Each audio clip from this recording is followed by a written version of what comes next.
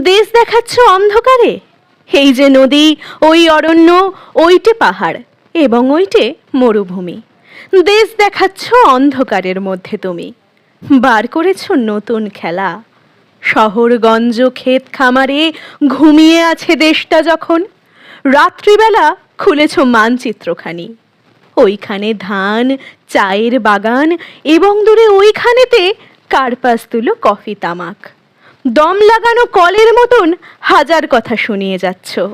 গুরুমশাই, অন্ধকারের মধ্যে তুমি দেশ দেখাচ্ছ।